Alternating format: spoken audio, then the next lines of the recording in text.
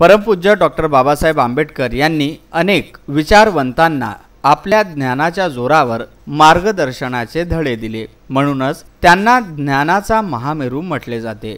ध्येयवेडा महापुरुष हिमालयापेक्षाही उंचांक गाठणाऱ्या युगप्रवर्तक ज्यांनी भारताची राज्यघटना लिहून एक विचारवंत स्मरणात राहावे असे महान राष्ट्रकार्य केले आहे।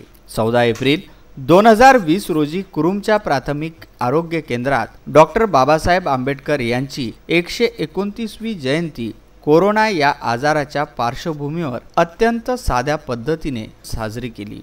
अशा या महामानवाला त्यांच्या जयंतीदिनी भारतभर मानवंदना देण्यात आल्या। तसेच कुरुमच्या प्राथमिक आरोग्य केंद्रामध्ये डॉक्टर बाबासाहेब आंबेडकर यांच्या प्रतिमेला फुलांचा हार घालून मेणबत्त्या पेटवून अभिवादन करण्यात आले। या प्रसंगी आरोग्य केंद्राच्या वैद्यकीय अधिकारी डॉक्टर स्नेहलता अरबट, डॉक्टर स्वाती पवार, आरोग्य पर्यवेक्षक संजय घाटे, अधिपरिचारिका रीता घनबहादूर, आरोग्य सेविका मंगला सोळंके, संगीतापुरी, अशोक सुसतकर, देवानंद सरदार आदी सहकर्मचाऱ्यांची आवर्जून उपस्थिती होती।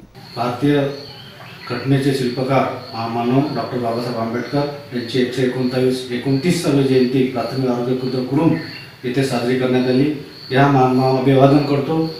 तसेच अशा मानवाची आपण प्रतिष्ठा ठेवून शासकीय यंत्रणेला आपण त्यांनी आपल्याला जी मदत केलेली आहे आणि जे आपल्याला बुद्धी किंवा जे आपल्याला प्रदान केलेलं आहे त्याच्या लेखनुसार आपण चालत आहोत। तसेच एक असं सांगायचं इच्छितो की या महामानवाचा आशीर्वाद घेऊन सध्या जगभरात जे कोरोना आजार पसरलेला आहे या मानवाच्या आशीर्वादाने कोरोना आजाराला प्रतिबंध घालून आपण आपल्या जनतेला आणि जगाला आपण नियंत्रण आणू अशी मी आज महामानवाच्या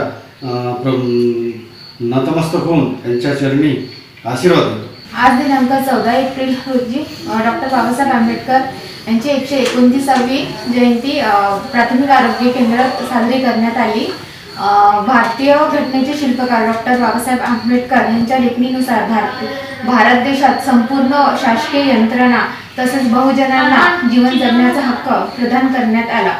तसेच कोरोना काळामध्ये आम्ही प्राथमिक आरोग्य केंद्रांमध्ये सोशल डिस्टन्सिंग ही आखण्यात करण्यात आली। विदर्भ न्यूज करिता मूर्तिजापूर येथून बाळासाहेब गणोरकर।